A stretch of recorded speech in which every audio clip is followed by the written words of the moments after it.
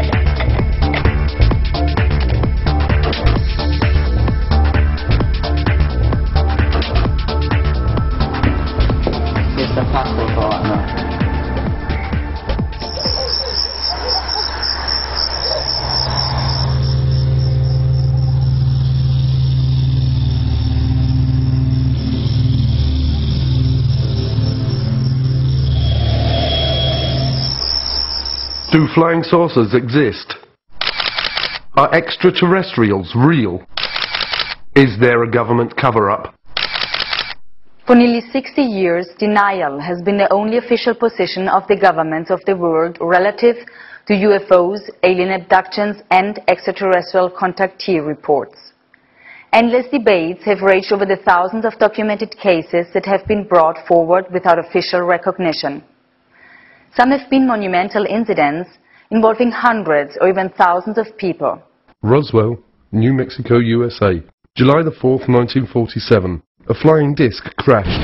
The debris from alien bodies were flown to Wright Field Air Force Base in Dayton, Ohio. Suffolk, England. Rendlesham Forest, December the 26th to 28th, 1980. A triangular-shaped object illuminated the entire forest with white light. The object had a pulsing red light on top and a bank of blue lights underneath. It left ground traces and radioactive anomalies. This was a multiple witness sighting by military personnel. Belgium. The Belgium Wave, October 1989 to 1990. Hundreds of reports of lighted objects frequently described as enormous and triangular in shape. Air Force F-16s chased many of these objects. The Belgian government cooperated with civilian UFO investigators. Arizona, USA. The Phoenix Lights, March the 13th, 1997. A huge V-shaped object hovered over Phoenix for 10 to 15 minutes, observed by tens of thousands of people.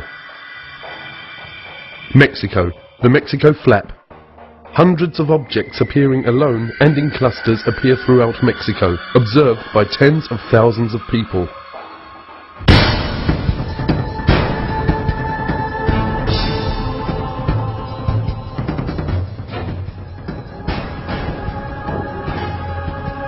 Flying saucers are real. On the black vault, you can download documents that prove that the United States Air Force bases have been breached by UFOs, their restricted airspace, that missile silos have mysteriously been shut down due to UFOs hovering over the base. I think you download that and you read it, you conclude, yeah, okay, UFOs pose a national security threat to the U.S. government.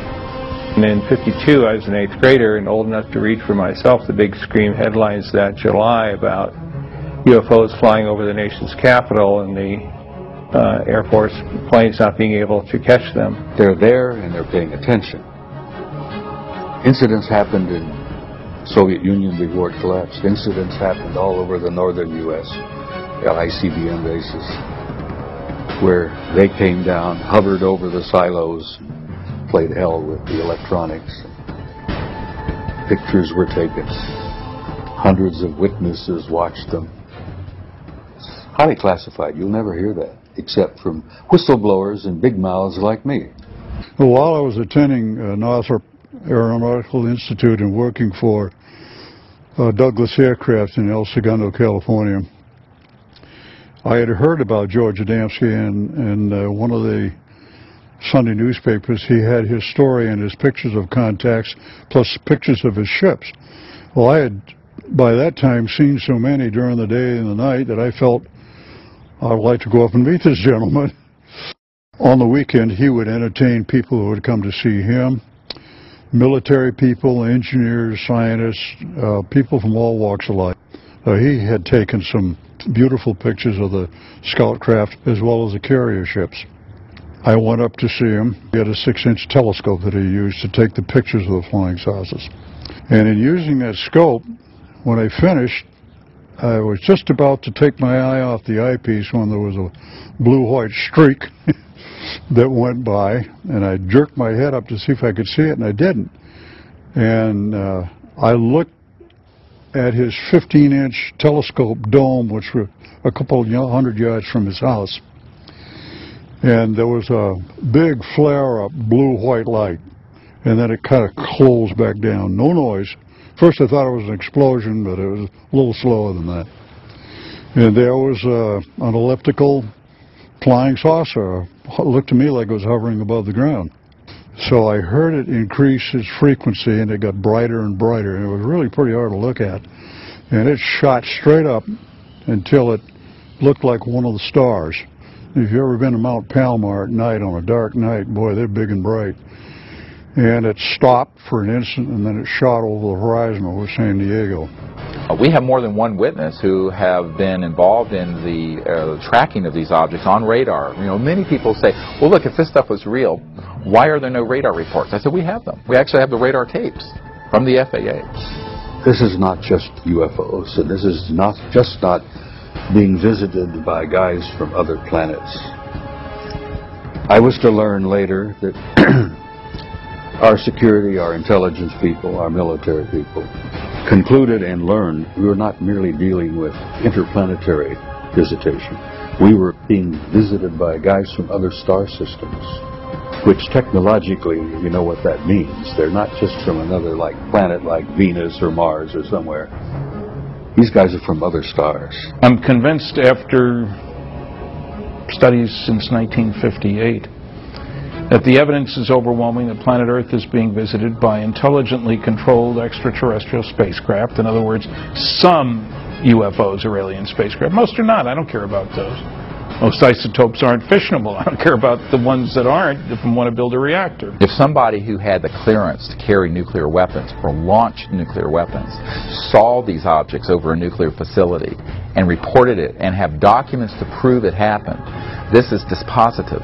That's what someone who is wanting to look into this, who says, well, could this really be true and I don't know about it? They need to look at that, and we've assembled it. We have a 600-page book of top-secret documents and the transcripts of these witnesses. We have videotapes. So I began watching the newspapers for any newspaper reports. I started buying magazines that had a UFO article in the magazine and collecting these, and from those I would get names and addresses. And I often called the people who wrote the articles to get them.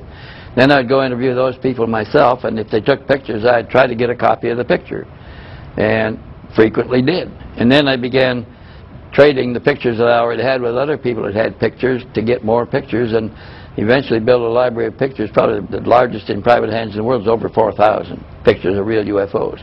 Now, if I can collect that many alone, as a single individual, working by myself, how many pictures do you think the government has got when every government employee is a potential investigator?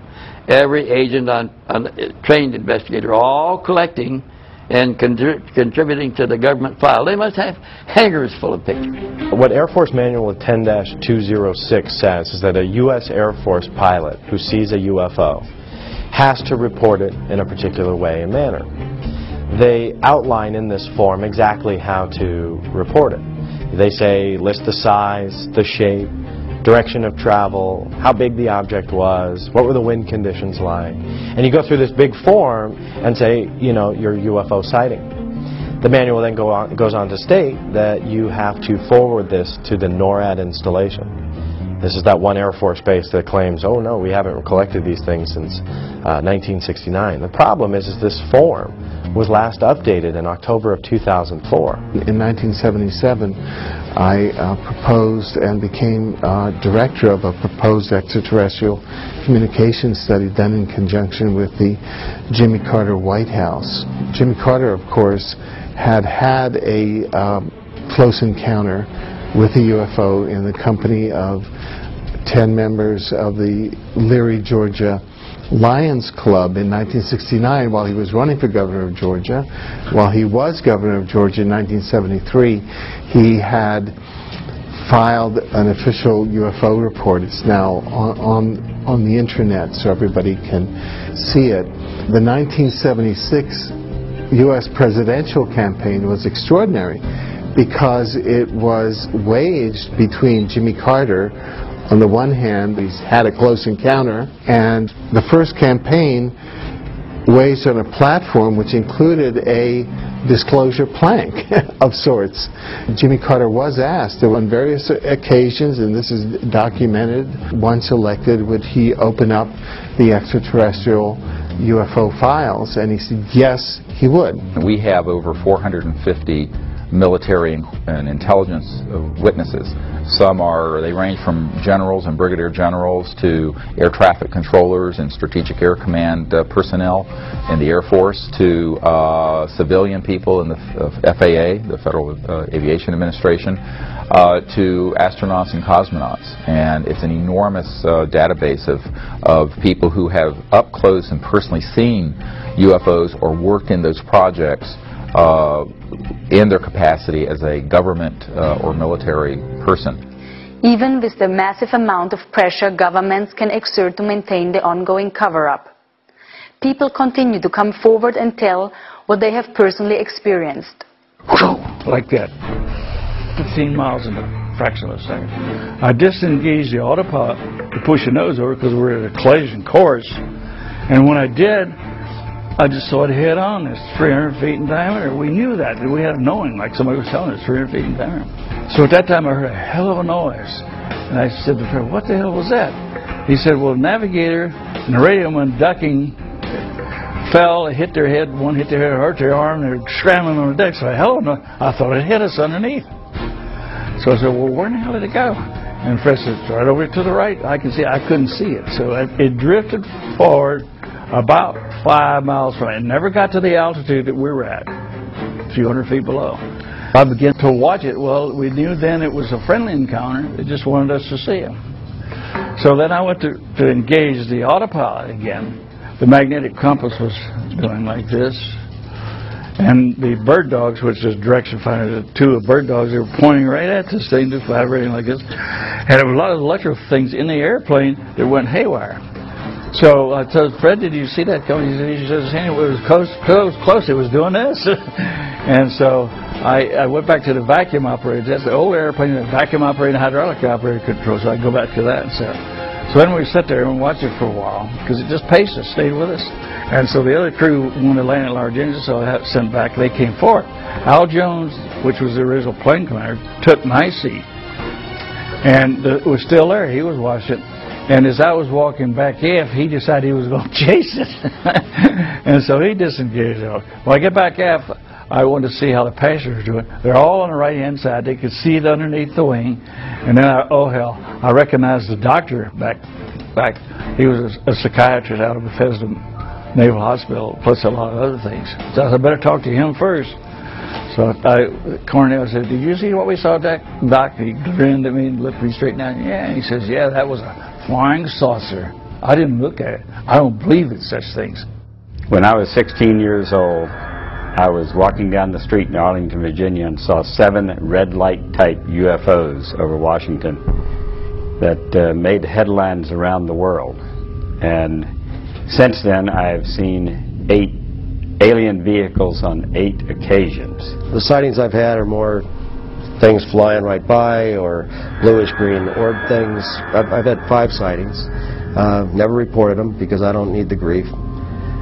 But the trick is you can't mention the company name or be in company uniform. 2 of my friends, excellent pilots. One of them was a famous pilot, and they both got fired for doing interviews like this, but they were in uniform.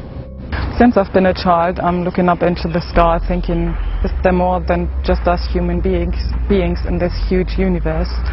And now I do believe there is more life forms, different life forms, and more dimensions than we can perceive. I've had several sightings. Probably the closest sighting would have been back in 1974. I was driving back between Ottawa and Montreal, going towards Montreal.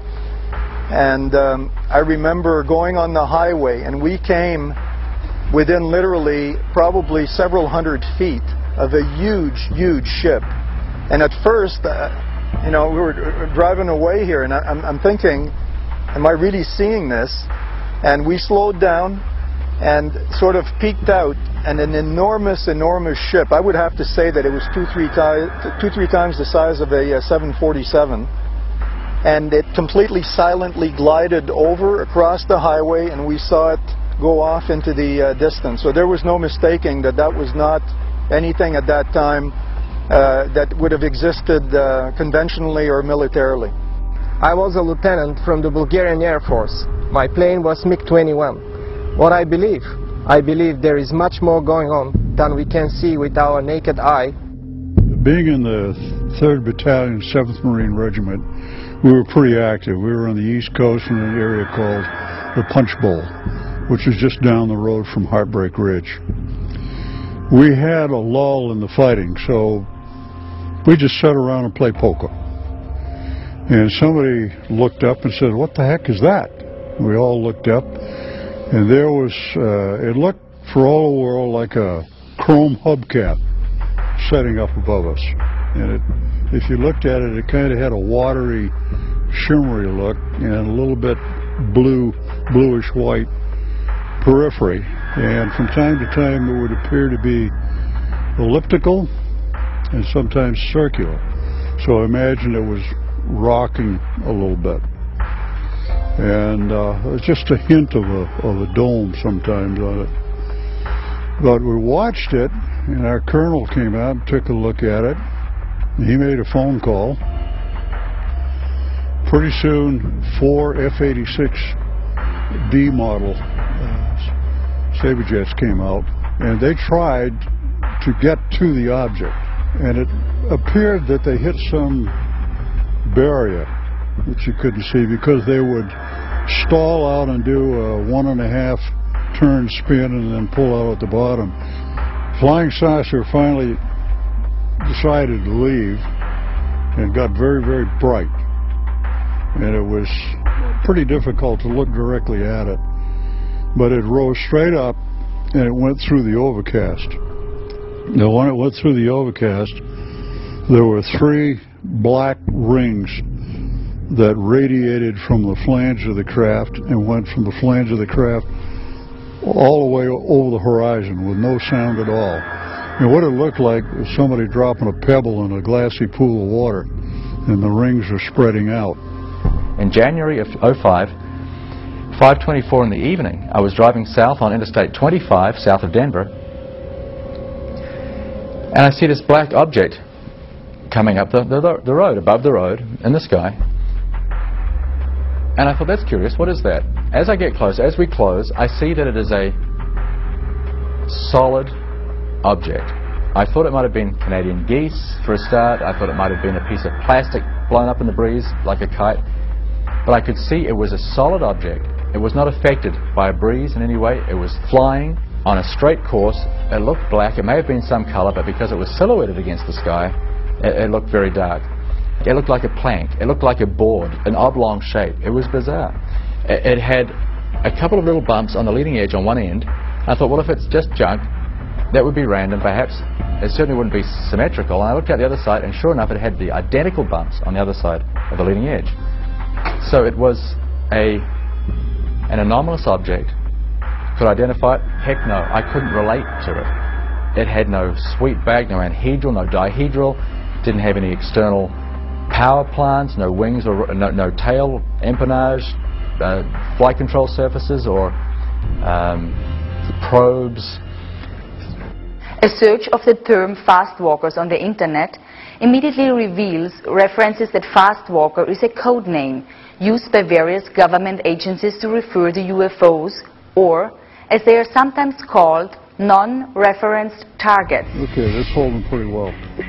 Craft that I recorded that did the 180-degree turn down on this portion of the screen, they're called fast walkers because of their speed. The whole episode took about a half a second to perform or less. We're talking milliseconds. And that kind of lets you know that it's not an Earth satellite that we're looking at because it's moving so fast. Plus the fact our satellites don't change direction 180 degrees without changing speed or 90 degrees. And I have seen many of the shadows go up and do a 90 degree right across the screen. And sometimes you'll see 3 or 4 objects in formation. It looks like formation flying, and one will branch off to the left and one will go to the right. Somebody coined the phrase fast walker, and it's appropriate. The fast walkers are these very rapid moving electrogravitic and anti-gravity disks and craft of various shapes. The National Security Agency actually for a long time had called these ETVs, extraterrestrial vehicles. And from the military who have tracked these objects, and they've been called fast walkers because, as opposed to slow walkers, which are satellites, because they move at enormous speeds. For example, they've been tracked at going tens of thousands of miles per hour in the atmosphere and make a right-hand turn without decelerating. Well, you can't do that with a conventional system. You have to correct for gravity and mass inertia. That's what these things are doing. So these have been tracked on dedicated and classified radar systems. Occasionally, people who are on an ordinary system will pick them up. Today, the internet is literally alive with websites that are filled with detailed reports, many of which include convincing videos and pictures of unknown crafts and alien-like creatures. I live in Phoenix, Arizona. I am a sky watcher, UFO hunter. I have a website called seeingufos.com. I had an interest in UFOs my whole life, but officially got started on April 15th of 2004 when I walked my dog in the middle of the night, looked up in the sky and saw some strange lights. I've got over 200 UFO video clips on my website. I'm more interested in the day footage. Now, the day footage is completely different because that's harder to dismiss, you know. So I would have to say every other month it seems like I'm catching something. And I go out every day, pretty much 6 days a week, a couple hours a day. You know, you add all those hours up and that's a lot of time just to catch one thing for 20 seconds. But that's more than most people see in a lifetime, so I think that's better than nothing.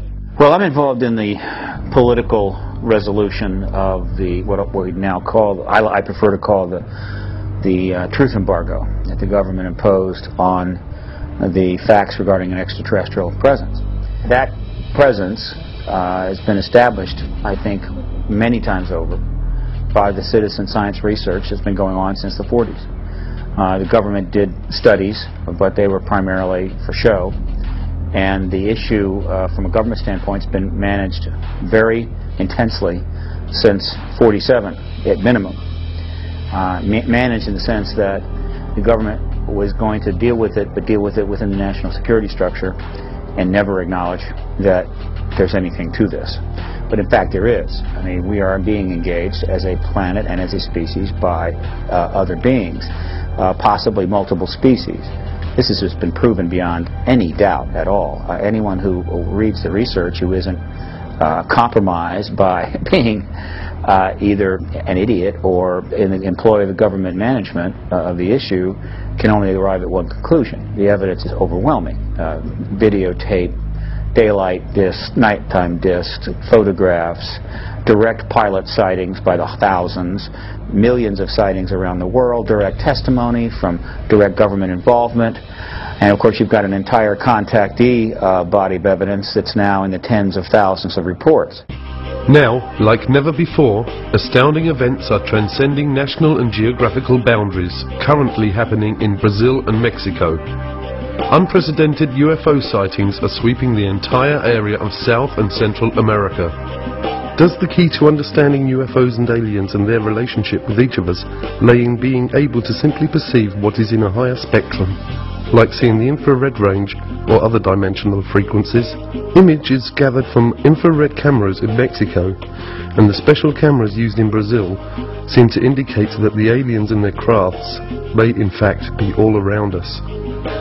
Jaime Maussan is one of Mexico's foremost journalists. Internationally known and respected for more than 3 decades of journalistic work, his investigations and reporting in the UFO field have made him an icon to UFO researchers worldwide. Jaime's weekly network television show, 60 Minutes, in Mexico reaches millions of people each week and regularly carries segments on the subject of UFOs. This flap has been recorded in video. It means that we have evidence to prove that something is really happening in the Mexican Republic. The video camera had become the most important instrument to really capture this new reality.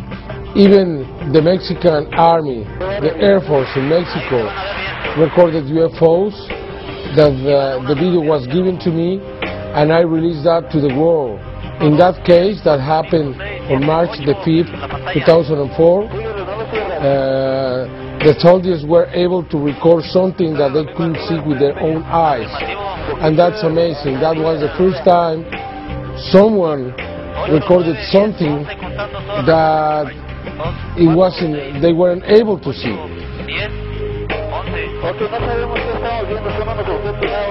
With Jaime Maussan aboard a plane coming from San Antonio to Mexico City, flying over a place called San Luis Potosí to film a UFO, following the plane. It was detected by the radars and I have everything on film. So for us it's normal. Maybe because we're searching for it, maybe because we are trying to look for this reality, maybe they are following us. I don't know, but it happened to me that at least 50 times, maybe more. There are objects that we cannot see with our own eyes, but they are there, they are watching us. In the last months in Mexico, after thousands of videos, we have been registering some of the most spectacular videos. You can see hundreds and hundreds of objects making formations and flying together, exactly the same thing that you can see in the military video. These formations moving at the same speed, in the same direction, at the same altitude.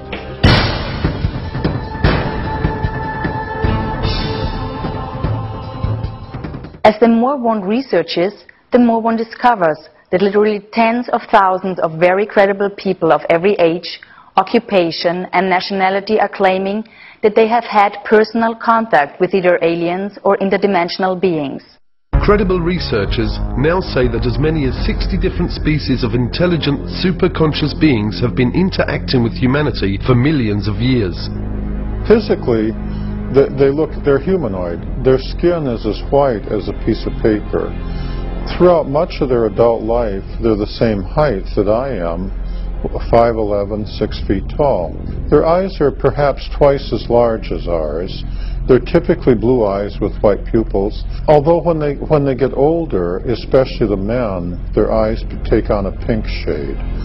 Their eyes stretch further around the sides of their head than human eyes do, and their ears and their nose are only about half the size of human ears and noses, and their ears lay back along the side of their head more than a human does.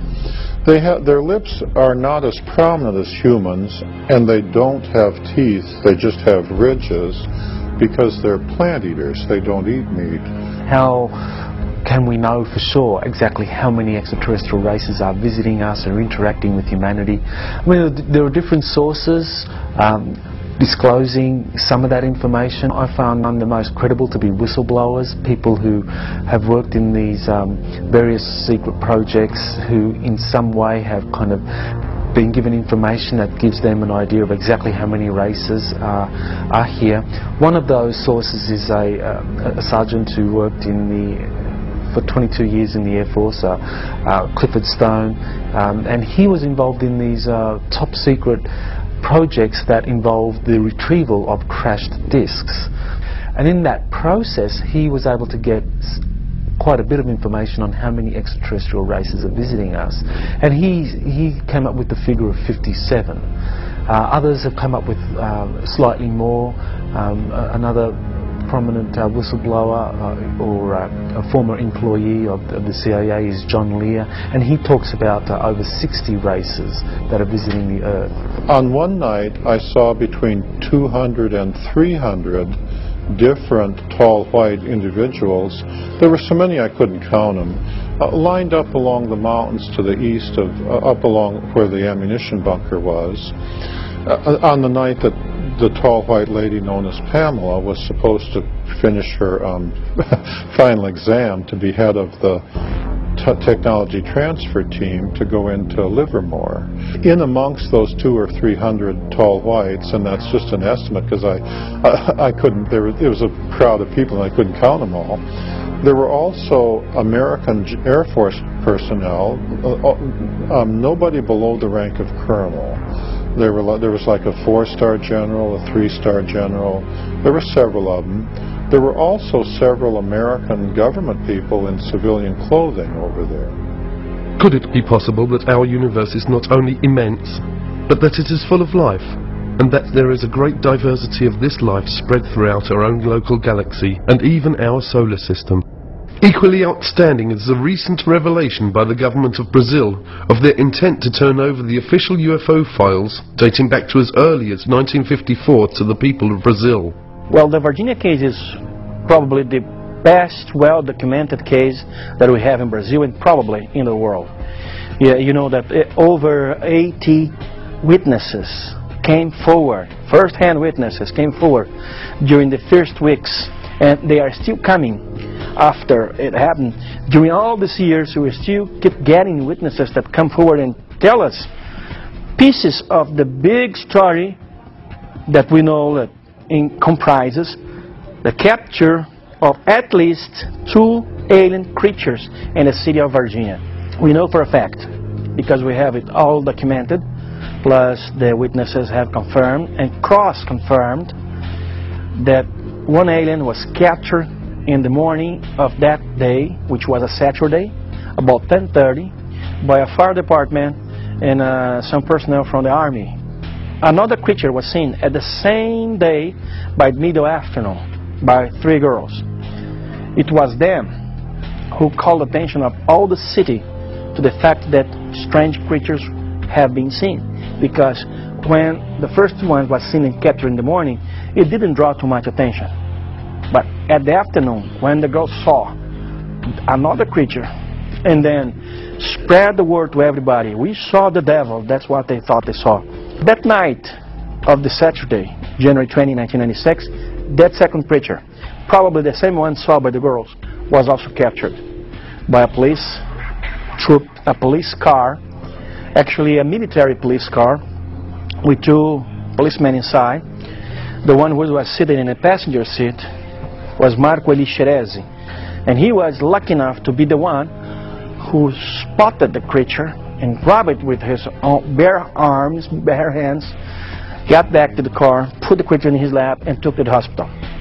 25 days after that, he died on February 15th of some bacteria attacks, proving that his immunodeficiency system was absolutely destroyed.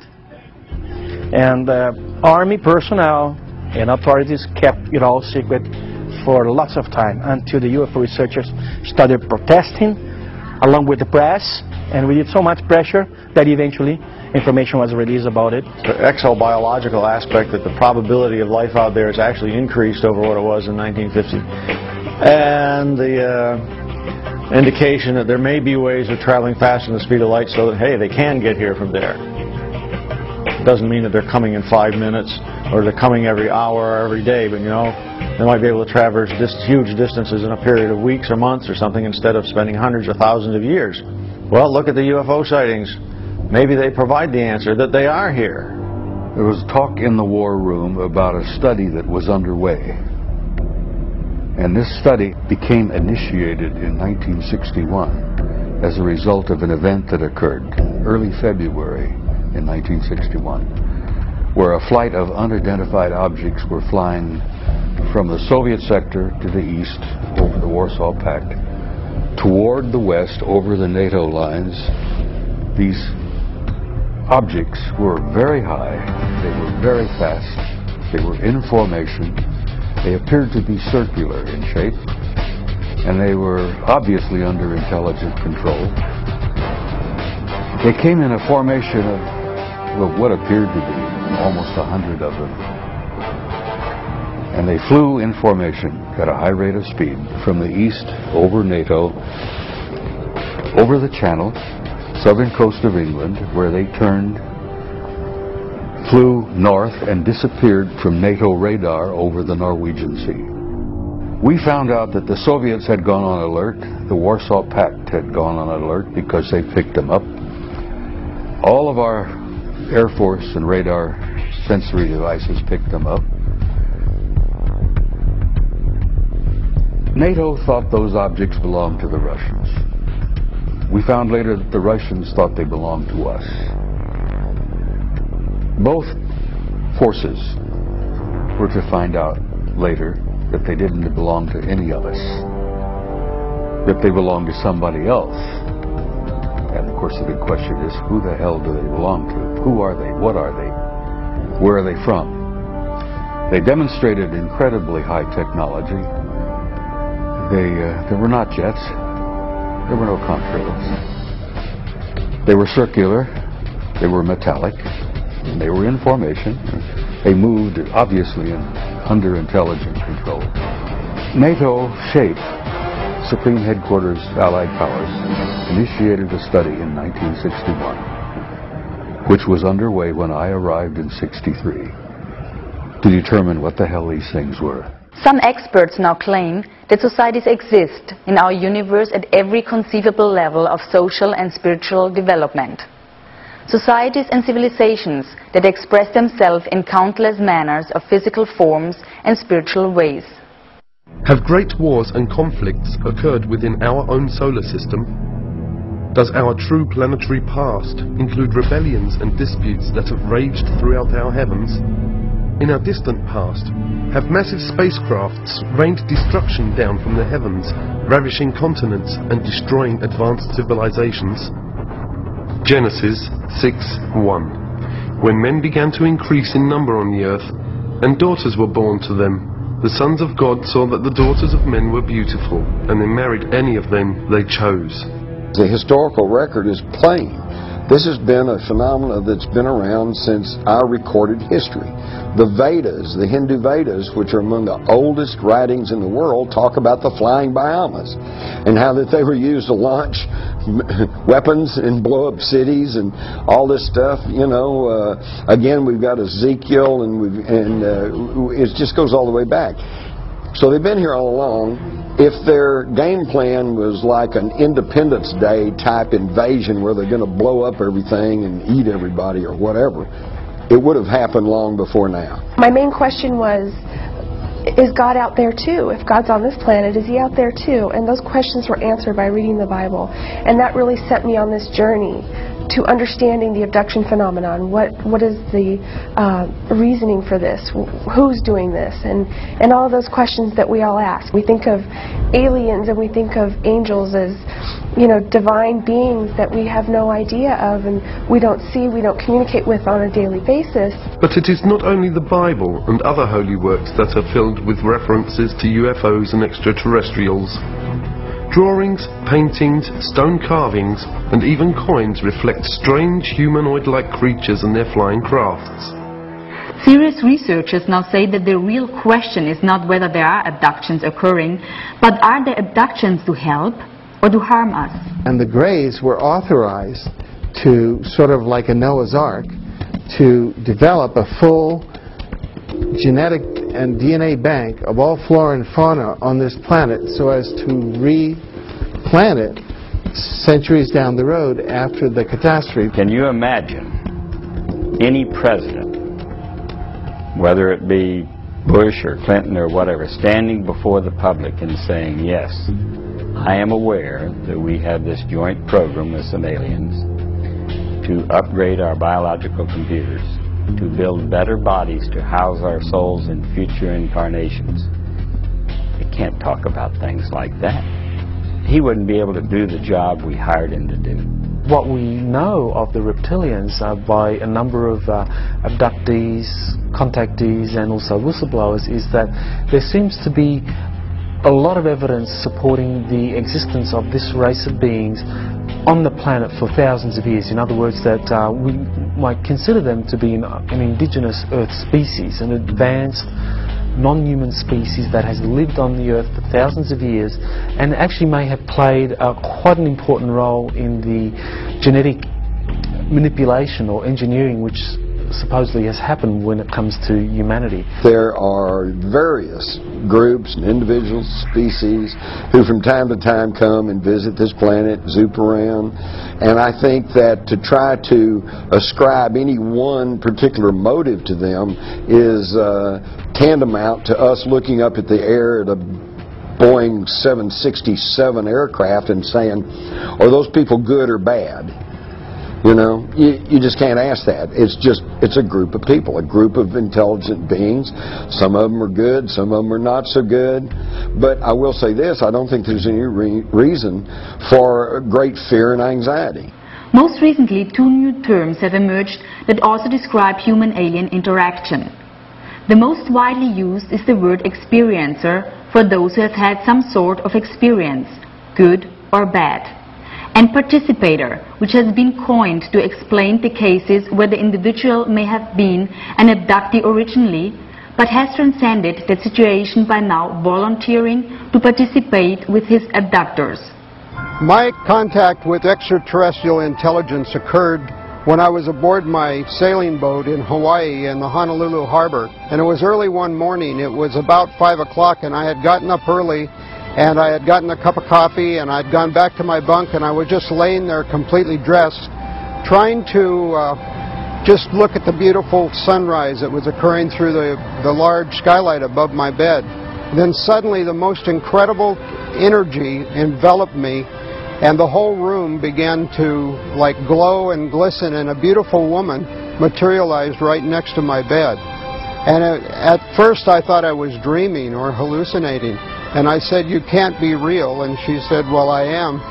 And I said, well, why are you here? And she said, I'm here as a representative of a group of friends that want you to come to a briefing. The room was lit up completely, but my eyes were closed.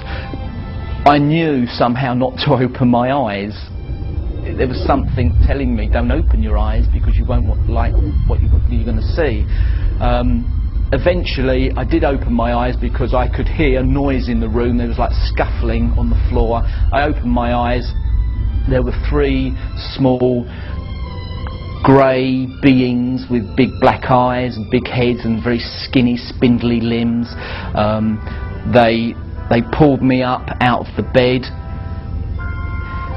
and then with one behind me and one each side of me holding my elbows, walked me towards the window. And I'm thinking, well, the windows are closed, guys, so you better open them before we go any further.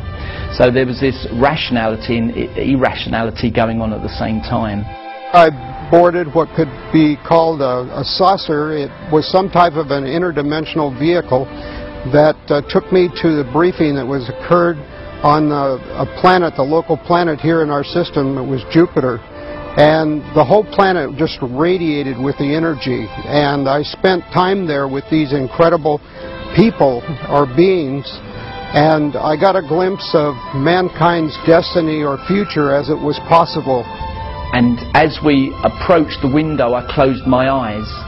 And as I did, I felt this stickiness.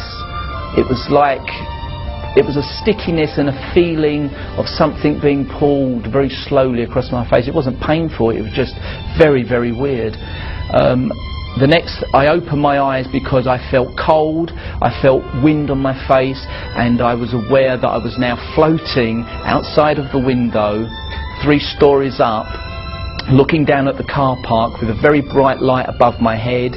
I couldn't really see what was above my head. I was just aware of this very bright light. One little grey on each elbow. I was aware of them, and we floated up into the craft. And people have said, well, then you were abducted. And I said, no, I went very willingly. And they've also asked, how can you tell if you were to meet an extraterrestrial? And I would have to say the energy field. Because when they're in your presence, they absolutely resonate at a frequency that's so much higher. And it can only be described as dealing with them could be described as ecstasy. I had been taken in the middle of the night while I was asleep, and I was asleep through the whole thing until all of a sudden I felt some pressure going up my nose. And it startled me so much that I opened my eyes. And when I opened my eyes, I saw this large-headed being with gray skin, large black eyes, and small other features that was looking down at me. And he had long fingers that he was using to hold this instrument that he was using to shove up my nose. I feel knowledge is power. And someday, maybe next week, maybe tomorrow, maybe 5 years from now, we're going to get all of the proof we need that somebody exists. Hey, an ET might show up and I might actually get an interview. The point is that the more we know about this subject, then less legend can take over. If you see a craft hanging near you, don't get out of the car, don't stop the car, don't see what's happening. If you see one coming towards you, you don't have to be an abductee. If you don't want to be. They go away, evidently. We have tens and tens of people telling us, said, I don't want to do that anymore, and they let them go. What we call abductions, or certain categories of abductions, took place as a result of an authorized genetic upgrade of the human race, trying to get us out of our warlike ways and ecologically ecocidal ways. The indigenous reptilians seem to have a very strong interest in the biosphere of Earth being stable, that it's not jeopardized unduly, and some who have kind of analyzed what the reptilians have been doing or had some kind of interaction believe that this is because the reptilians view humanity as a resource, and they don't want that resource to damage itself or damage the biosphere. They had about 18 scientists that all had been working on the project, various stages of the project, gathered around a big oval table in the Los Alamos headquarters with Edward Teller, the head of the Atomic Energy Commission, sitting at the head of the table. One of the aliens on the opposite side of the table from my engineering friend put in a white shirt and slacks so he would look less alien, but he still had his alien bigger head, bigger eyes, black eyes. And he was sitting in the conference, and the only people that he could understand everybody else because he was telepathic. And the only way he could communicate, though, was with the signs that he had developed with my engineer friend to answer the question. But here's a man, an alien from another planet, sitting in a conference, in 1968 in Los Alamos headquarters on the progress of learning how to bridge the gap between the alien technology and ours. They were going to suggest to the American generals additional technology exchange projects, and I think they were using me as the test guinea pig to take me on board the scout craft, and then they could test my reaction to what I was impressed with and what I wasn't with. My life changed, and I was never ever quite the same. So the study itself was not as complete as it could have been. They concluded what they wanted to conclude. One, there was not a threat involved. Two, they weren't the Soviets. Three, the evidence was overwhelming. They were extraterrestrial. Four, there were 4 groups involved. 4 different groups. And they were all humanoid, but they were not human. Only one of the 4 was what we considered to be human. One group out of the 4 looked so much like us. I mean, almost identical to us. They could have put on these guys could have put on a suit and tie. And for the females, because we encountered some of them as well, they could have put on a dress, suit and tie, coat, jacket, sit down with you, next to you in a restaurant, sit next to you in a theater. You'd never know. Sono persone come noi, che hanno un corpo come noi. That have a body like ours. In questi UFO, And these extraterrestrial che io prendo poi quando parlo, vehicles, lo prendo in senso largo, cioè anche delle persone che o sono dentro he says I'm using this in a large sense.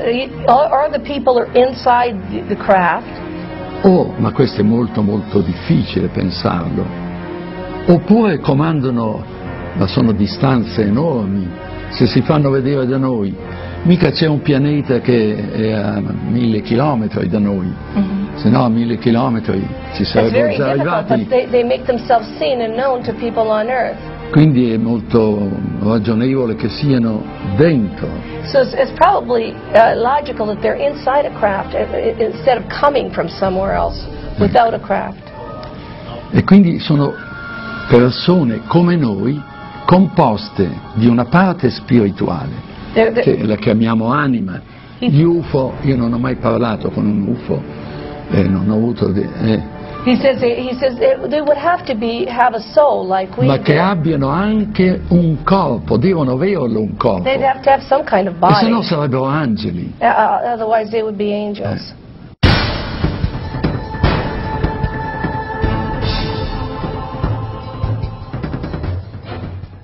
How can countries, one of which actually borders with the United States, be having UFO visitations by the hundreds when other major nations of our world insist that they are not? And even more importantly, how can these countries' governmental policies, both official and otherwise, be that they never have had UFO or alien contact? The only logical explanation is in fact that governments are willing to lie. For the past 9 years, I've been researching into the United States government files on what they have on the UFO phenomenon and all sorts of different conspiracies. And I've reached 183,000 pages of government documents on the internet. There is a political block, what I call a truth embargo, instituted by the government, that they are not ready to formally acknowledge this, quote, presence. Anything that involved absolute proof, like hardware and bodies, was siphoned off completely into another track. They just can't allow information to come out overnight so people would be perturbed and actually demand that something be done about it. They stonewall it, deny it, lie about it for, 30, 40 years, and then finally just announce it as if it's fact, and everybody goes, yeah, okay. It's clear we're dealing with a cosmic Watergate, meaning some few people within major governments have known since at least July 1947, when 2 crash flying saucers and several alien bodies were recovered in New Mexico, that indeed some UFOs are alien spacecraft. The government set up Project Blue Book, the Air Force did,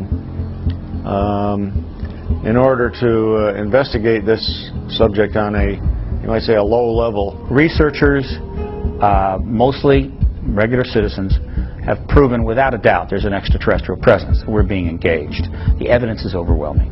And in some cases you can actually point to where the Air Force explanation completely contradicts what's inside the sighting report itself.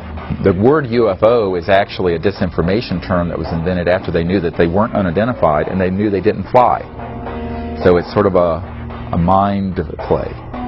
When the first evidence of ET visitation and hardware and so on came along, the U.S. government took the attitude that we couldn't release this to the general public because it had extreme implications for defense. We don't want our enemies to know that we've got one because then they might try to get one. To the extent that we might be able to back engineer the technology, we don't want to tell somebody else that we're trying to do such a thing. Gus Grissom, who was probably the person I was closest to, felt that they were spam in a can, that the astronauts were just a public relations campaign for a secret military program that was spending much more. The military space program was getting, was a gleaming jewel compared to the junk that NASA was getting at the time. You can get a certain amount of information out through the large media, but it's very superficial and very brief. That's what we found. The in-depth sort of disclosure of what's really going on, who's behind it, what the agenda is, that is almost always stopped. Or if they try to do it, it gets turned into something ridiculous. I almost hate the term UFOs because they really aren't unidentified to the people that know what's going on, or the researchers too. But it's what a lot of people that have the answers felt it was safe to come out of the water, so they're putting out their information on the internet, disguised or whatever. But so these other agents, per se, they're scanning all the time to counteract what's being said by other people from Intel that think it was safe to, okay, we can put this out, or they feel like it's the right thing to do now.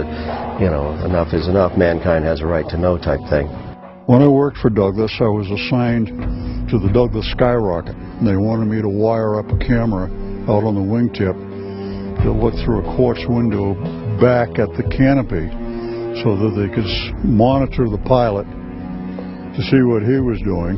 While I went through the hangar, which was secured, there were two gentlemen in there. They introduced themselves. One was Naval Intelligence, the other one was CIA. And I started working, doing my job, wiring up the camera. While they sat around and talked, it became very apparent to me that they were there for that purpose, to talk. They knew about all my flying saucer experiences, all the way from Korea.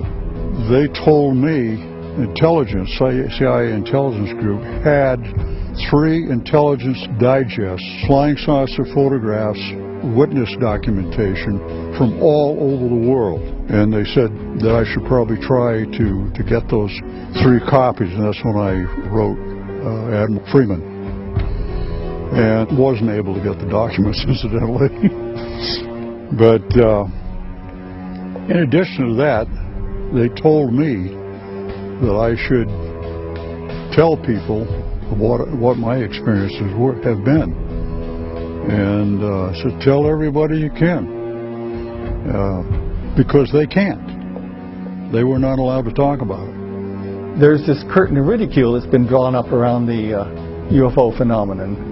And as long as that curtain of ridicule holds solid, the scientists will be afraid to contribute anything to looking into UFOs. And part of that curtain of ridicule involves the fact that hardly any decent papers have gotten into the refereed scientific literature. So that curtain of ridicule may be slightly opened up now that they have a paper that they can refer to, and if they feel like writing to their own papers on UFOs. The secrecy has invaded, like a cancer, many institutions, including the media, government, corporations. I got into more and more controversial and exotic subjects. I found myself a journalist without a journal. There is definitely very tight control over the flow of information in certain topics through our corporate control mass media. They seem to take it upon themselves to be the gatekeepers of information. Part of this information that they are keeping from us is the just absolutely immense wealth of information concerning the UFO phenomena and the fact that it can be tracked and documented all the way back through history. The only institution that is more corrupt than what I'm describing as this rogue transnational kleptocracy is the major media. worse than the Congress, worse than the White House, worse than anything at the normal level of clearances at the Pentagon, is big media. Big media does not report the truth about these things because they are not free to. And we think in the United States and in the Western world we really have a free press. We have a free press on everything that's not important. On the really important issues, it's very controlled. And this is the most important issue. This is the biggest secret in the history of the human race, the known modern history of government. And they have cooperated with keeping this secret. How is this cover-up contained and maintained through international borders? And if it is, are their motivations the same?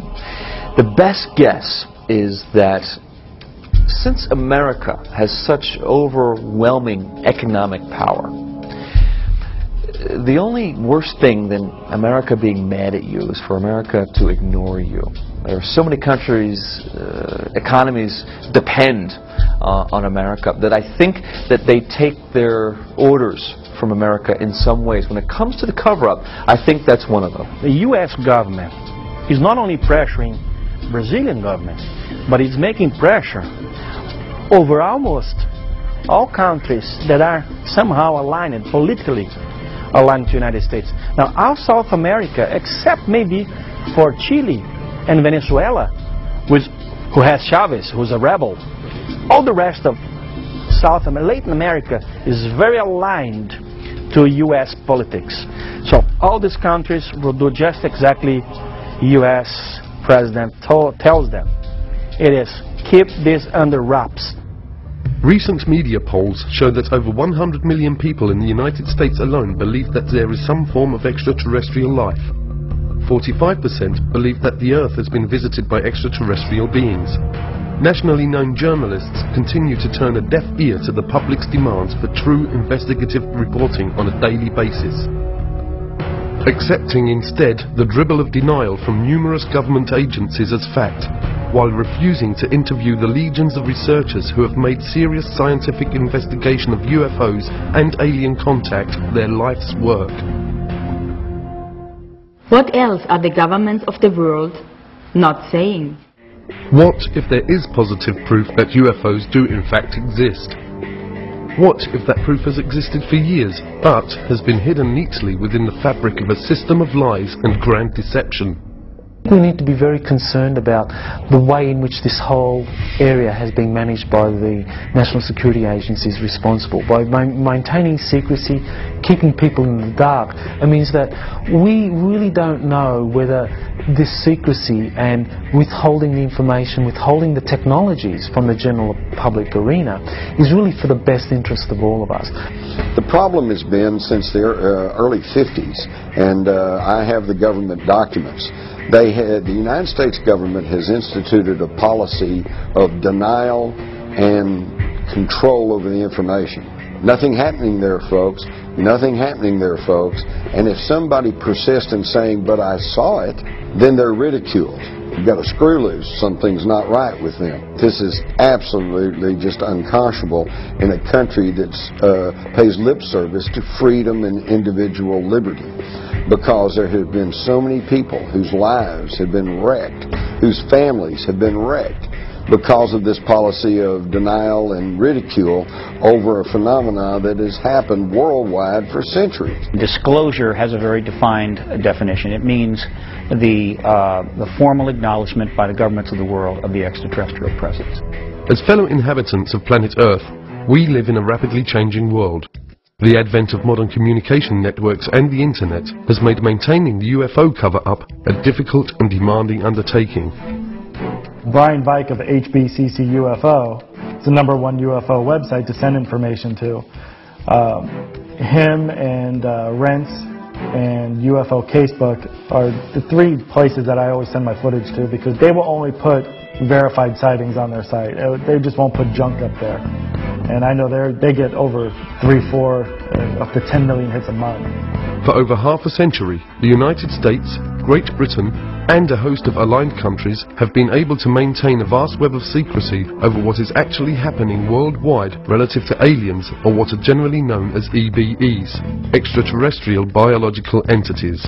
But that is rapidly changing, and disclosure, the lifting of the truth embargo, is now taking place. I'll be getting over 500,000 hits this month. But the interesting thing about that is that a couple of thousand of those hits each month are from the military. As far as sharing information on the internet, that is the best way to do it, and probably the safest way, only because I know I've sent DVDs to people and they haven't received them. And I would email them and say, look, I'm going to send you a DVD. Can you analyze it for me and let me know what you think this is? And 2 weeks later, they'll email me and say, I never got it. I'm just waiting for that day when they come knocking on my door and want to talk to me about it. But until that day, I think they know who I am. I think they know we're here. I think this is the way it's going to be done from here on out. Because the military definitely doesn't want to talk about it anymore. Because everything at night to them is a flare or an airplane. On the contrary, we have all this evidence that shows otherwise. Like the dawning of a new day, the internet is quickly sweeping away the darkness. The truth will not be stopped.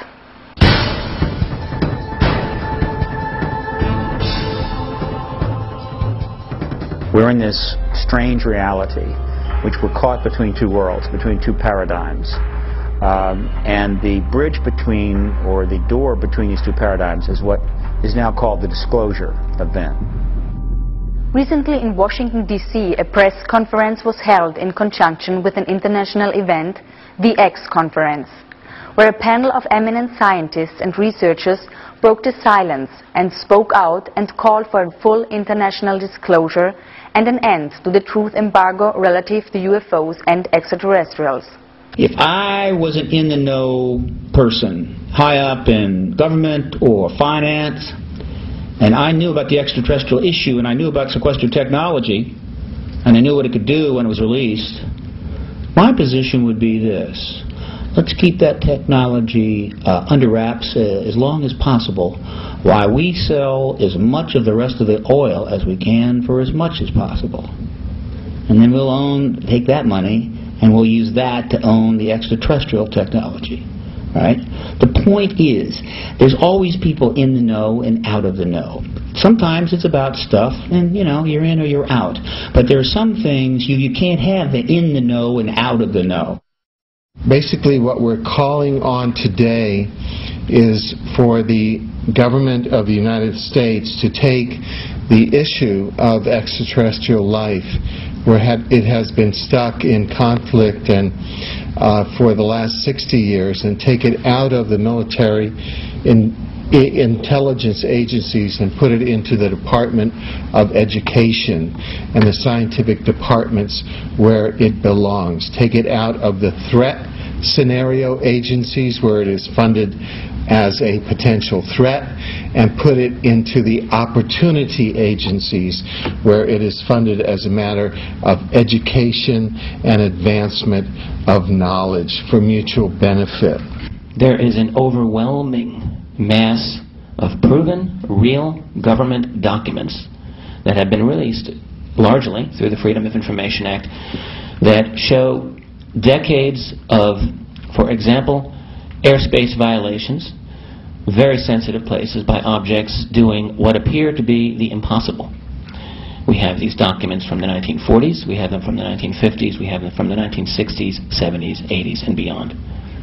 So these airspace violations continue. They are provocative, they are at times seemingly confrontational. You have pilots who have been charged with going up to get these things, and they have described them at times saying, yes, it appears to be a metallic disc-shaped, there it goes. I began on this topic by trying to do reverse engineering on gravity control devices in 1968, but now I'm officially looking at leaked question documents. And some of the documents tell an amazing story. One of the leaked documents started with FDR, and FDR had set up, through Vannevar Bush, a committee called the Non-Terrestrial Science and Engineering Committee.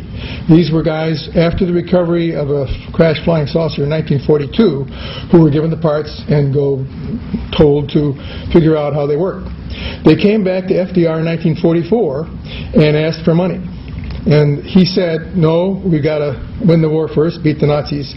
And then in 1947, it was Vannevar Bush who went to President Truman, who didn't know about all this, and said, by the way, we have these craft, we could do some reverse engineering in order to improve our country, to improve our culture, to improve our standard of living.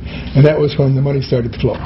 July 2002, right here in the Washington, D.C. area, there was yet again a airspace jet chase by two F-16 jet interceptors, which were chasing a bluish object right outside D.C. My opinion right now is the person who's going to wait for hard evidence is going to be left behind when the deluge comes.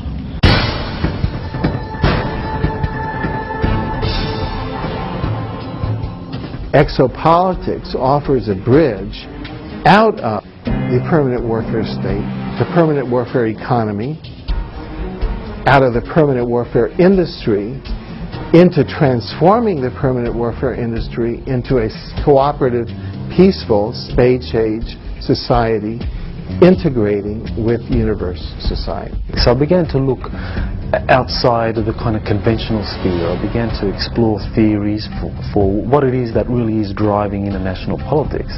And so then I came up with this area of an undisclosed extraterrestrial presence that is kept from the general public. So that really did help me understand what was going on and what is driving international politics.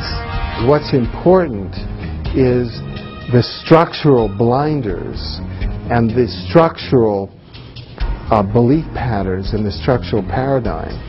If the exopolitics model can come in and establish itself as the dominant paradigm, such that structurally within academia, the Earth is no longer flat, it is now round.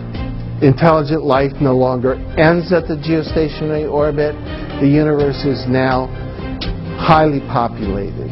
It's that sort of sea change that we need to unleash the huge public investment and private explosion of creativity and cooperation to turn our spaceship around to be able to survive the environmental pressures that are coming now, which have been the result of the embargo that we've been under.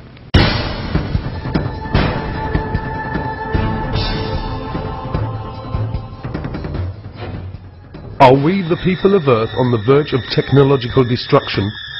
Has our use and testing of nuclear weapons already triggered an interdimensional countdown that is now moving us as a planet towards some kind of interstellar intervention? Even though there's clearly no evidence, I want to emphasize this, that these extraterrestrial civilizations are hostile towards us, I think they're very worried about our hostility. I always turn this on its head, because most of these sort of documentaries are always like alien invasion and all this stuff. No. The issue is that, you know, if they were hostile, we would know it by now.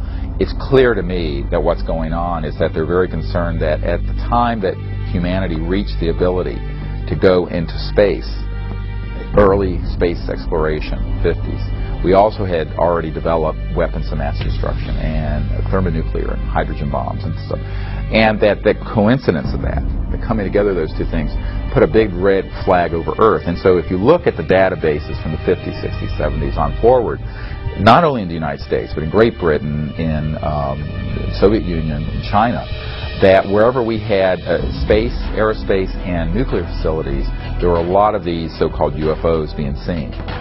These groups that are interested in us, at least seem to show some benevolence, I think would probably step in and keep us from blowing the hell out of ourselves, if it push come to shove. For the onset of the whole UFO phenomena beginning about 1946, 47, and that I don't think it's coincidence that that coincided with our development of nuclear weapons. And I think that out in the universe, they were horrified. They said, oh my God, the kids have found the matches. Well, they don't want us to destroy ourselves, and they don't want us to destroy this planet, and yet they're prohibited from directly intervening in our affairs and in our evolution. So I think that we've got crop circles and animal mutilations and abductions and sightings and increasing sightings and all like that, so that it's not directly impacting on us, and yet over this conditioning period we are coming to understand that we're not the only ones in the universe. And I think they're trying to kind of boost us up the evolutionary ladder so that we can grow to be full-class members of the intergalactic community instead of destroying ourselves through our petty bickering wars and nuclear holocaust. Like the dawning of a new day, the internet is quickly sweeping away the darkness. The truth will not be stopped.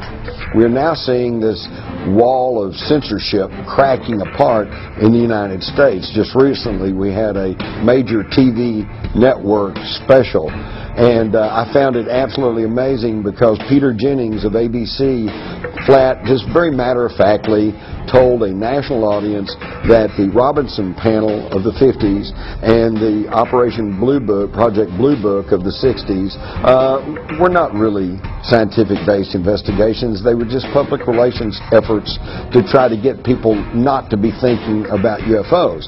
So in other words, all you folks out there who are old enough to have seen all the newspaper reports on the Robinson panel and hear what Blue Book said, it's just hogwash. Never mind. The non-human intelligence presence has been here for a long time. That Colonel Philip Corso said there are 57 different races, and that some accords were made to talk about their presence, whether it be Hollywood, movies, or whatever, including the ABC special, that if it isn't done soon, they will probably do it. Extraterrestrials are not a national security issue. They're an educational and social issue for our society, and they may be a spiritual issue. When I retired from the military, I went to work for the Federal Emergency Management Agency, and I worked with them for 14 years. So I've got 42 years of government service behind me, and throughout all those years I had the very highest security classification you could have, top secret. When I was at NATO in 1963 through 1967, I had cosmic top secret, which was and still is the highest level of security in NATO. That's how I got involved in this crazy UFO field. Through the 50s and 60s and 70s, we referred to aliens as extraterrestrials. But now that science has been catching up with us to a certain degree, we have changed our definition of an alien. It's probably more accurate to call them extra-dimensional beings, because that would explain their ability to traverse vast distances. They operate in more dimensions. I mean, even the current theoretical model of the universe is upwards of 30 dimensions. So we're living in a multidimensional universe, and so it's not uncommon to theorize that we're going to encounter beings that operate in more dimensions than we do. And that would explain a lot of the phenomenon related to UFOs, how they're able to appear and disappear, move very fast, do all the things that the ETs go, walk through walls, have remarkable psychic abilities, and communicate telepathically. It would really go a long way to explaining the phenomenon surrounding it. What looks like magic to us can really be explained through extra dimensionality. Are any of us really prepared for the kind of paradigm shift that would come with not just disclosure, but with contact and communication with intelligences from other worlds? Is it possible that as a species we have reached the point that our minds actually filter and generate acceptable constructs, which all too often become our day-to-day realities? There is so little of your reality that is really based on truth that it's just stunning. Ho sentito dire che ci sono altri mondi abitati. I've heard that there are other worlds that are inhabited. E Padre Pio rispose. And Padre Pio answered. E che vorresti che solo noi, in questo piccolo pianeta che è il nostro mondo, amassimo Dio, ma ci saranno tanti altri mondi nei quali ameranno il Signore. Would you believe that it would just be our tiny world that would be giving glory to God? There has to be many more worlds, many more planets that exist with inhabitants that would be giving glory to God. It is not just us. If I told you that the very nature of the moon and Mars and most of the planets in the solar system is being kept from you for specific reasons, to make you think that you're completely alone and that these planets can't be colonized. Back in the 50s, the big question was, do they come from Mars or do they come from Venus? And by the 60s and 70s, we had gotten a little more sophisticated in our intellect and our thinking, and the question became, well, do they come from Alpha Centauri or Zeta Reticuli 4, you know? Well, and then now we're up to today, and we've got even more sophisticated, and now the question is, do they come from another planet, or do they come from another dimension? Or are they perhaps time travelers? Do they come from another time, okay?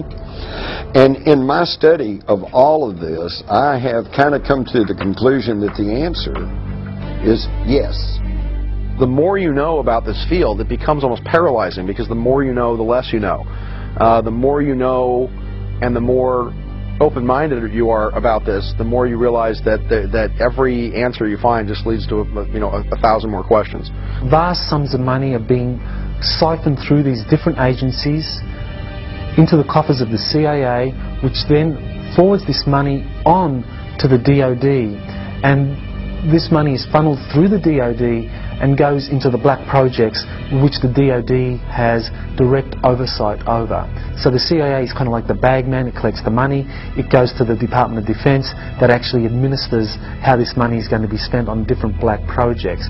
So the size, how much are we talking about? I think the best indication for just how much we're talking about here are the auditing irregularities that the Inspector General of the Department of Defense has himself identified.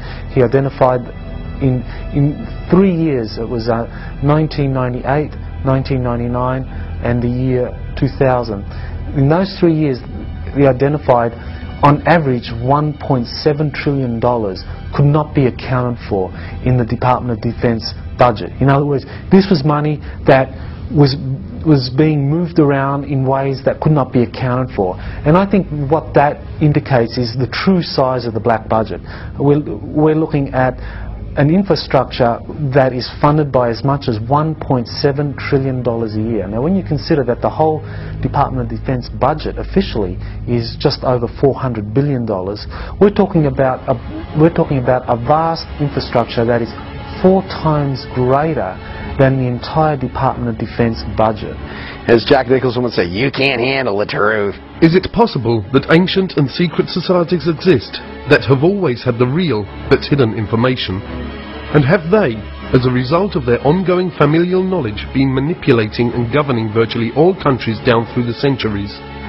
Researchers point to the Illuminati and the power elites and their use of propaganda as carried by the mainstream media. Many believe that these powerful few actually control almost all information by implanting false knowledge and beliefs into our human collective reality. Essentially everything that you would want to know has been covered up. From the electrogenetic magnificence of your DNA being a spiritual antenna to the Creator, to the most amazing Pythagorean mystery school mathematics that is essentially freeing to humanity, in essence also very, very clear that everything in our world is a divine creation, and as the math is the expressive tool of the Creator for creationism. The United States government, the leader of the free world, is totally controlled by a wealthy oligarchy. A small handful of people that are just super rich. Most of them are not even in government, but they tell the government what to do. These are the people who are behind the UFO secrecy. They don't care if you know there's ETs out there. But if you know there's ETs out there, then you will know that there is alternative technology. And this could upset their monopolies over energy, fuel, transportation, communications, pharmaceuticals. And that's what they don't want. After all, who would continue to pay all these ever-increasing prices for gasoline that's polluting the air, choking us all, killing our kids? Why would we do that if we knew beyond any shadow of a doubt that there was non-polluting energy sources out there? This is what it's all about. It comes back to the old journalistic adage, follow the money. Everything has been covered up. The toxicities of the pharmaceuticals. You're not learning the truth about vaccinations. You're not learning the truth about various medications. the pharmaceutical industrialists, which I prefer to call the military, medical, petrochemical, pharmaceutical cartel, essentially has control of the media, the mainstream media, and so it has control over the mass mind. And as a result of those powers that they assert, people are not given the factual information upon which to make informed decisions. They're given propaganda, and as a result, the choices that people are making are genocidal. And I say genocidal with a strict definition, meaning the mass killing of people for economic, political, and or ideological reasons. And those pharmaceutical industrialists are intimately connected to those people who wish to control populations.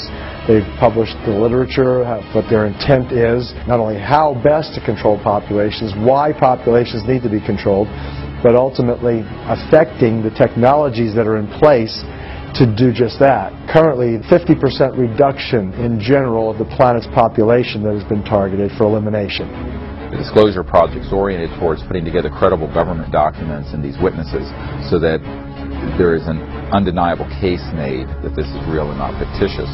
It started really in early 1990s, and after I had briefed the President Clinton's first CIA director on this problem, it was made very clear to me that the executive branch of the U.S. government did not want to do this because, I'm quoting, the President was concerned he would end up like Jack Kennedy.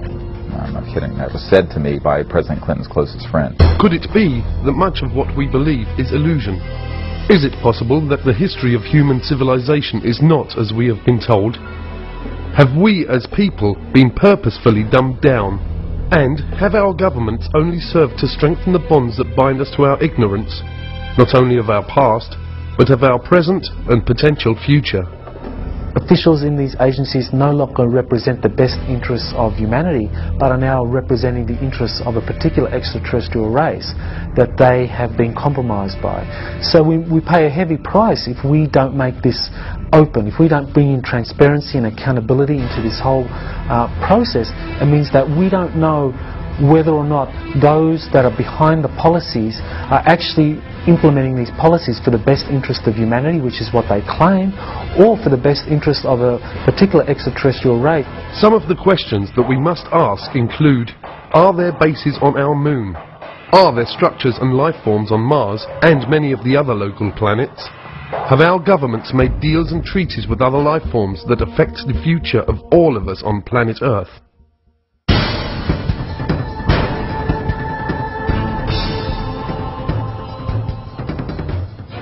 These people will continue zipping through our atmosphere, checking nuclear plants and so forth and so on. They have never been hostile. They pose no air security problems, whatever. The Air Force knows this, and the Air Force has made statements to that effect, that UFOs pose no threat. They are here. Not just the Greys, but the others who look and act like us. Perhaps they are here to instruct us, to help us safeguard our planet. Definitely rules and regulations that govern everything. And the councils have the history books of all its planets and all the records. So when a planet reaches the point that it can support life, that's a very momentous time in the history of that planet. At that time, the planet is given its life charter. We're dealing with a big, big story. It's not just them. As I said, if it was that simple, it would probably been out some time back. It's really about us. It's who we are, what we are, how we came to be, and where we might end up going sometime. Life is never allowed to just simply spontaneously develop. That if it did, it would be very chaotic. If we could integrate, I call it the spiritual, but the esoteric or whatever. I mean true esoteric. I don't mean religion necessarily, because there's a difference, I think, between religion and spirituality. To produce a thinking, intelligent human being would have taken millions more years if it was happening by normal evolution than it would have taken. And it would still not have got to the point we are now. They create life on other planets because this is the way they were created, by what they call the archaic ones, the ones from the very beginning, have been doing this forever. Mankind was developed as a species, as a spiritual being, and I think we've gotten so far away from who we really are that it's very hard for us to go back there and digest that maybe we have cosmic brothers and sisters. We fight among ourselves for diversity. I mean, if anybody walks in here and looks totally different, we fight among ourselves. And I'm thinking, oh my God, what are the ETs that are involved thinking about the way we handle ourselves with people that are so different from us? They're probably scared to death to appear because of what we might do to them. We have not handled diversity very well. Yeah, one day I would hope that the people of Earth would stand up and extend their hand in friendship to these people. We have never done that here on this planet. You know, we've shot at them. We've done everything. We fire radar, we fire lasers, everything. We need to say hi. There are other extraterrestrial groups who are human-looking, such as the Pleiadians, the famous Pleiadians of Billy Meyer and others. And they are much more intent on trying to assist humanity to become free of this kind of manipulation from other races that really try to use humanity as a resource. Let's think about it. You can't say, whoopee star kids, these wonderful advanced children have been transformed by contact from people from the stars, when in the same breath you say there's no such things as UFOs. The question of UFOs and extraterrestrials, most people just think is something entertaining. In reality, it's something that is central to how we're going to be able to go forward as a civilization, because that issue involves sciences, technologies, energy and propulsion systems that could give us a whole new civilization. It's terribly important the whole thing come apart, because it's all one package and it's part of our bright and very, I think, hopeful future. And I think of these star kids growing up and being our leaders, our presidents, congresspeople, senators, university professors, leaders in medicine and science and so forth. I think what brilliant and expansive future we're going to have, but we have to get from point A to point B. And this cover-up is just stultifying us in a very painful way. Is it possible that an intergalactic federation exists, and that this collective of different member beings are in the process of offering the people of Earth membership in a federation of planets? Most importantly for all of us and our children, some of these researchers say that acceptance of their invitation to federation membership would end all war, starvation and dependency upon fossil fuel-based energy systems for our entire planet. Part of the problem with the UFO cover-up coming apart, you've got to uncover the whole thing at the same time. You can't half uncover. And people who try to only look stupid. Dei extraterrestri le fanno per noi specialmente. But they're doing it for us. They are praying for us. Siamo la categoria più bassa che esiste. E allora abbiamo bisogno di pregare. We are the lowest of the category in the evolutionary scale. He really believes that humanity is the lowest of the category of the evolutionary scale, with all the proof that he gave you of the ecological problem, of the war problem, of the choosing evil problem, and all that. This is his belief system. We all have a responsibility to find out what the truth is about something like this. And people have to take responsibility for looking into what the truth is. We've put together the means for people to do that. Now people have to take the initiative. And we need all the help we can get. I would ask people to help us network this to anyone and any institution that can help. The reason this is so critical is that we've reached a point in our civilization where for us to go forward as a people, we're going to have to end this kind of illegal secrecy, and we're going to have to allow this information and these technologies to get out and begin to fix many of these large problems. I've always believed our destiny is in the stars. That's a hope that I have, that generations yet to come will travel out there and will become a part of that community. That's a dream that I won't live to see, but it's a dream I hold dear, that we'll make it, that we will survive as a species, because I think we've got some, I jokingly say we have some good friends in high places.